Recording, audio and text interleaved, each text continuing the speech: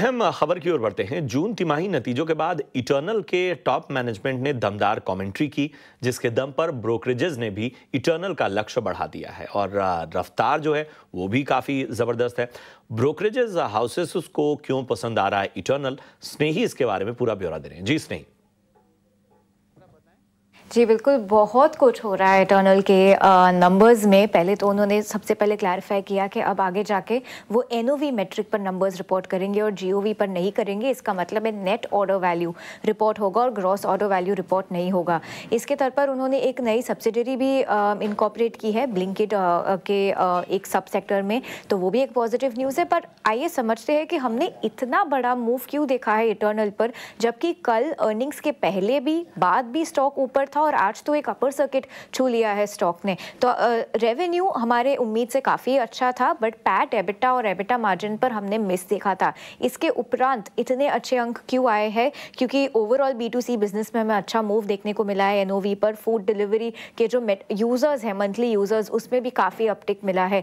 Best performance आया है Blinkit पर, जहाँ पर उनका एबिटा लॉस और एबिटा मार्जिन नेगेटिव था, वो नैरो हो चुके हैं, तो ये बड़ी पॉजिटिव बात है। हाइपरप्योर ने हमारी उम्मीद से बेटर किया है और मैनेजमेंट कमेंट्री, जहां कि उन्होंने एक तरफ फूड डिलीवरी का गाइडेंस 20% से 15% कर दिया है। वो कहते हैं कि 20% बहुत ही जल्दी वो वापस प्राप्त कर सकते हैं, और क्विक कॉमर्स में भी वो कहते हैं कि मार्जिन्स काफ़ी अच्छे रहेंगे।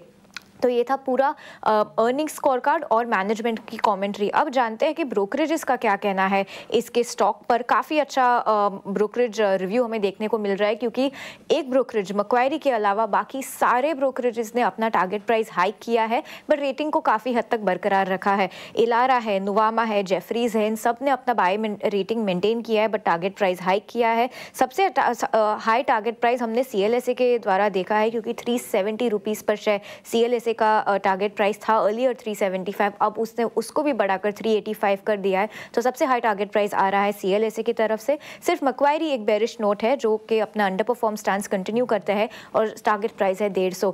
बट मज़े की बात यह है कि स्टॉक ऑलरेडी 300 पार कर चुका है, तो अब देखना रहेगा कि स्टॉक कितना आगे तक जा सकता है और नेक्स्ट क्वार्टर कैसा लगेगा जोमैटो के लिए। और लगे हाथ जरा इटर्नल पर एक राय भी ले लेते हैं। अक्षय, इटर्नल देखिए, और इटर्नली क्या न्यू एज जो कंपनियां हैं उनकी जो सक्सेस है या उनके जो नंबर्स हैं वो अपने आप में एक अलग कहानी बयां कर रहे हैं, और आज के दौर में इन कंपनियों पर नज़र रखना बाजार के ट्रेंड के हिसाब से भी बड़ा फायदेमंद होता है। इटर्नल पर ज़रा राय दीजिए, और इसके साथ ही जो न्यू एज कंपनियां हैं उनको भी अपने रडार पे लाइए। कल ही रिजल्ट हुए और मार्केट ने एक बहुत ही बढ़िया रिस्पांस दिया है इटर्नल लिमिटेड के लिए। 10% प्लस, आई थिंक नया ऑल टाइम हाई बना है। 311 का रेट आज हमने नया ऑल टाइम हाई देखा। शायद पिछले साल दिसंबर 2024 में ये ऑल टाइम हाई छुआ था स्टॉक।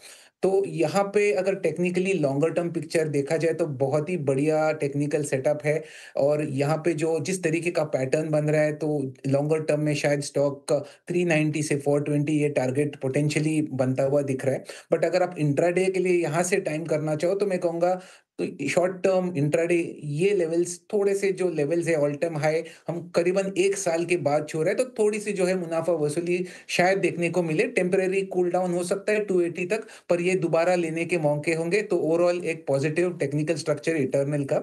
और बात करें न्यू एज कंपनीज की, जैसे नायका जो FSN ई कॉमर्स है, इसमें भी एक बहुत बढ़िया टेक्निकल स्ट्रक्चर बन रहा है। एक पॉसिबल 230 के ऊपर एक ब्रेकआउट की तैयारी कर रहा है, और मोस्ट प्रोबेबली ये ब्रेकआउट बनते हुए दिखेगा, जिसके बाद आपको 270 या 280 तक ये स्टॉक छूता हुआ दिखेगा। तो न्यू एज कंपनीज में फिलहाल एक मोमेंटम है। ये दौर मेरे हिसाब से शॉर्ट टर्म के लिए मोमेंटम ड्रिवन बेस जो फॉलो करना चाहते हैं, स्विगी हो या नायका हो या इटर्नल हो, आपको शॉर्ट टर्म काफी गेन्स मोमेंटम बेस्ड आपको देखने को मिल सकते हैं।